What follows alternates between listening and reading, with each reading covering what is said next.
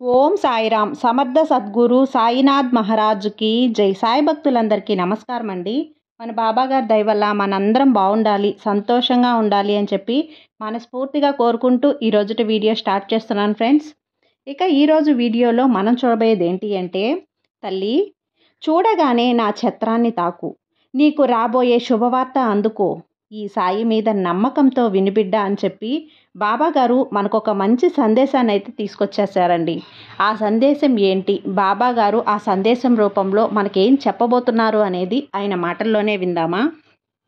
బాబాగారి ఈ ఛత్రాన్ని మనం తాకి మనకు ఏం కావాలో కోరుకుంటే ఈ పవిత్రమైన ఈ గురువారం రోజున బాబాగారు మనకు ఒక మంచి శుభవార్తను అందించబోతున్నారండి. ఆ సందేశం ఏంటి అనేది, ఆ శుభవార్త ఏంటి అనేది విందాం. తల్లి, నీకు ఏం కావాలో నాకు తెలుసు. నువ్వు కోరుకున్నది నీకు అందించాలని నువ్వు ఆశపడుతున్నావు కదా. ఈరోజు నా ఛత్రాన్ని తాకిన నువ్వు కోరుకున్నటువంటి శుభవార్త, నువ్వు కోరుకున్నటువంటి శుభ ఆశని నువ్వు అందుకోబోతున్నావు. నువ్వు ఎన్నో రోజులుగా ఈ కోరిక తీరలేదు అని చెప్పి బాధపడుతూ ఉన్నావు కదా. ఆ కోరిక తీరుతుందమ్మా. నువ్వు ఏదైతే అనుకుంటున్నావో అది తప్పకుండా నెరవేరే తీరుతుంది. ఇంకొక విషయం ఏమిటంటే, నువ్వు ఒకటి అనుకొని మరొక దానిలోకి జారిపోతున్నావు. అది పనైనా సరే, మనసైనా సరే, బంధమైనా సరే, ఏదైనా సరే అలా ఈజీగా మారిపోతున్నావు తల్లి. ఎప్పుడూ కూడా అలా స్థిర మనస్సు లేకుండా ఆలోచించకూడదు. నువ్వు ఇప్పటి వరకు కోరుకున్నది ఏదైనా సరే, ఒక్కసారి నాకు దర్శనమివ్వు బాబా అని కోరుకుంటున్నావు. సాయినాథుని దర్శనమిస్తే నాకు అంతా మంచే జరుగుతుంది అని నువ్వు ఆశపడుతున్నావు. ప్రతిసారి కూడా నువ్వు పిలిచినప్పుడల్లా నేను నీ దగ్గరే ఉంటున్నానమ్మా. ఏదో ఒక రూపంలో నీకు దర్శనమిస్తూనే ఉన్నాను, కానీ నువ్వు గుర్తించలేకపోతున్నావు. కానీ నువ్వు కోరుకున్న ఆశ, కోరిక ఏదైనా సరే అది తీరలేదు అనే మనోభావన వల్ల నన్ను గుర్తించలేకపోతున్నావు. నీ కష్టాలు కావచ్చు, నీ బాధలు కావచ్చు, నీ దుఃఖాలు కావచ్చు, నన్ను చూడనీయకుండా నీ కళ్ళకు పొర కమ్మేస్తుంది బిడ్డ. నువ్వు ఏదైతే అనుకుంటావో అది గట్టిగా అనుకో, సంకల్పం చేసుకో, అది తప్పకుండా నీ దగ్గరకు వచ్చి చేరుతుంది. అది నీకు డబ్బైనా సరే, నగలైనా సరే, స్థలమైనా సరే, అది బంధమైనా సరే నిన్ను విడిచిపోలేదు. ఎందుకు అంటే, ఉదాహరణకు ఒక చిన్న కథ కూడా చెప్తున్నాను తల్లి. చాలా చిన్న కథ, పూర్తిగా విను, అందులోని పరమార్థం నీకే అర్థమవుతుంది. ఒక చెట్టు కింద ఒక సన్యాసి కూర్చో ఉంటాడు. అటుగా వెళ్తున్న ఒక యువకుడు ఆ సన్యాసి దగ్గరకు వచ్చి, నాకు భగవంతుణ్ణి చూడాలని ఆశగా ఉంది స్వామి, నాకు భగవంతుణ్ణి చూపించగలవా అని ఆ స్వామిని వేడుకుంటాడు. అవునా, అయితే నిజంగా భగవంతుణ్ణి చూడగలవా, చూసే శక్తి నీలో ఉందా అంటే, అవును నాకు ఉంది స్వామి, నాకు చూపించండి అని వేడుకుంటాడు. అప్పుడు ఆ సన్యాసి ఏం చేస్తాడంటే, పక్కనే ఉన్న ఒక చెరువులో ఆ యువకుడి తలనొచ్చేసి ఆ నీళ్ళల్లో పూర్తిగా ముంచేస్తాడనమాట. అలా ముంచేసి గట్టిగా ఒక అర నిమిషం వరకు తల పైకెత్తనీయకుండా ముంచేస్తాడు. అప్పుడు గిలగిలా తలకాయ తిప్పుకొని ఆ యువకుడు ఒక్కసారిగా పైకి లేచేస్తాడు. ఎందుకు పైకి లేచావు అంటే, నాకు గాలి కావాలనిపిస్తుంది, నాకు ఊపిరాడట్లేదు, నాకు గాలే కావాలి అనిపిస్తుంది అని చెప్పి ఆ యువకుడు చెప్తాడు.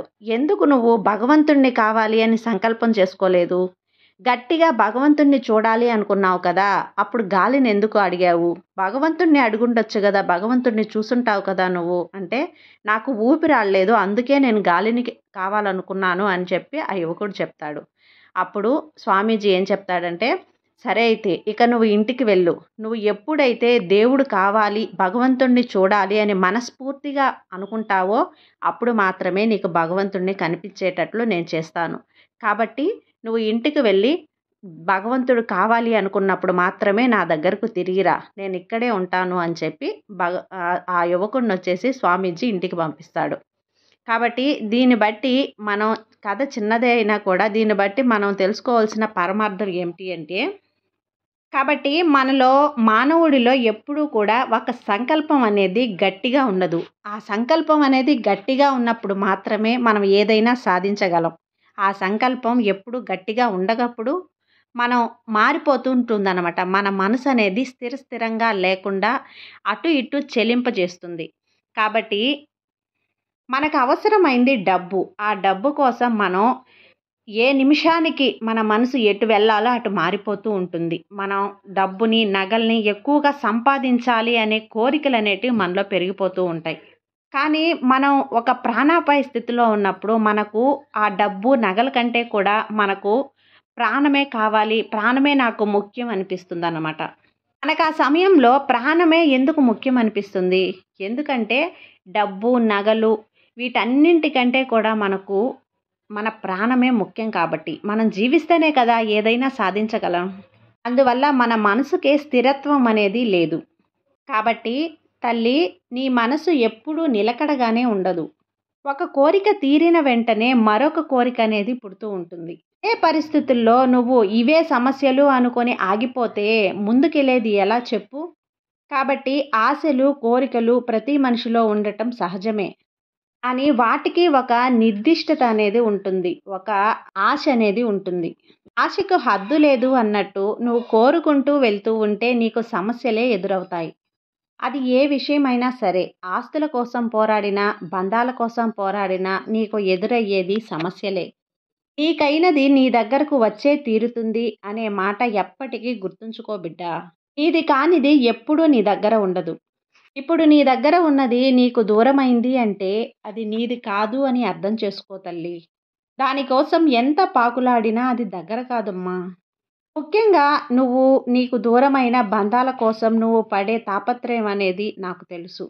నీలోన నీకిష్టమైన ఈ సాయిని చూడాలి అని నువ్వు ఆశపడుతూ ఉన్నావు కదా! కాబట్టి నీలోని ఆశ, కోరికలు, నీలోని మదన అన్నింటినీ పక్కన పెట్టి ప్రశాంతంగా మనసుని ఉంచుకో. తప్పకుండా నన్ను చూడగలుగుతావు. ప్రతి విషయంలో, ప్రతి క్షణము, ప్రతి పనిలో నువ్వు పిలిచిన వెంటనే నేను నీ దగ్గరకు వస్తాను. శాంతమైన మనసు ఎక్కడ ఉంటుందో, నిష్కలుషితమైన మనసు ఎక్కడైతే ఉంటుందో అక్కడ నీ సాయి ఎప్పుడూ ఉంటాను. కాబట్టి ఈ సాయిని నువ్వు దర్శించాలి అనే నీ తపన నాకు అర్థమవుతుంది. తప్పకుండా ఈ రాత్రికే నా దర్శనం నీకు దొరుకుతుంది బిడ్డా. కాబట్టి నమ్మకంతో ఎదురుచూడు, అంతా మంచే జరుగుతుంది. నీ సాయి నీకు తోడు ఉండగా నీకు భయమెందుకు చెప్పు. సర్వే జనా సుఖినో భవంతు. జై సాయిరాం.